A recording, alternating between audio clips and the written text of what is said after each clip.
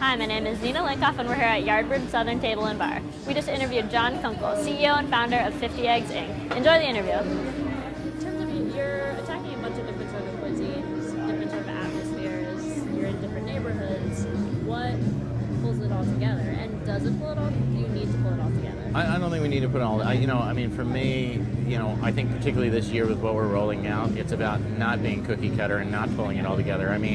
What keeps us relevant in the industry right now is doing something completely off for us. Like, it doesn't look like a 50 Eggs restaurant. It doesn't feel like, it's not what you would expect. You never want to chase your tail. It's tough.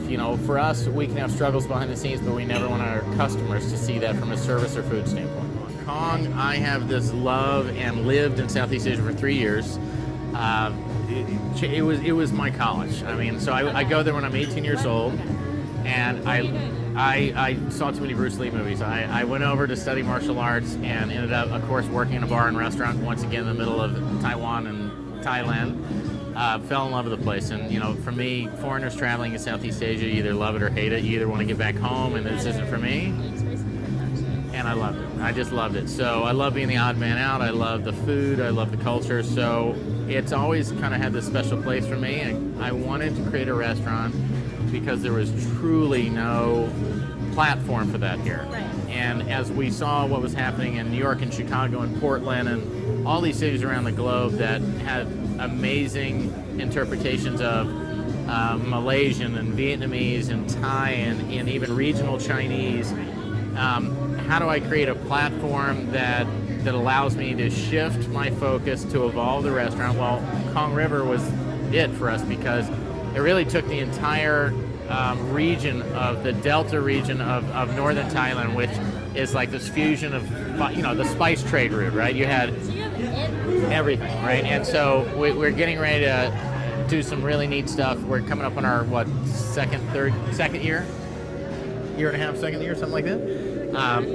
Yeah, exactly. It's been a blur, but for us, it is meant to evolve. It is meant to have a really dynamic guest chef program. We wanted to bring people in from around the country that we just wanted to cook with, and Jason Wayne coming down to cook noodles from New York. That was just a personal craving, really. Having some, young chef from, Flushing come down and having,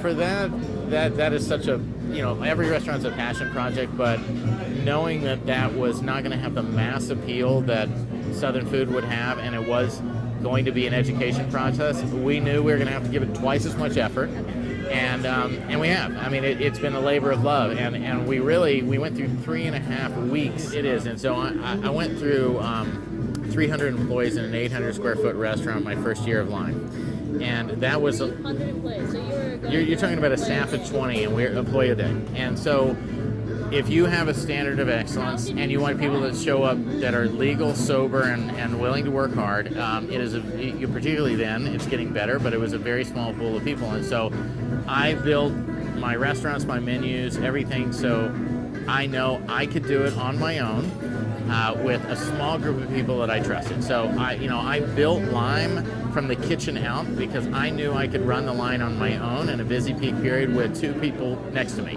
And that's what it really looked like. It was me in the center line position, another person on the register, and another person expediting. And so what ended up happening from that kind of survival design there was we ended up with probably one of the most efficient labor models in the industry, which ended up helping to sell the concept in the end because it was so financially successful. But for all of these restaurants, this restaurant holds over 100 employees alone. And, so you're hiring an enormous amount of people. It is an incredibly transient area. If you sleep in and get drunk and go to the beach, you can go get another job tomorrow by somebody who just checks your pulse and gets you in the door. And so if you want to have a culture of excellence, if you want to try to say, hey, we're better than everybody else, and if you want to play on the A team, you can work at 50 Eggs type of thing. So lots of training, lots of screening. I made the decision about 2 years ago, a year and a half ago, to bring on somebody whose sole focus is people, culture, and hiring.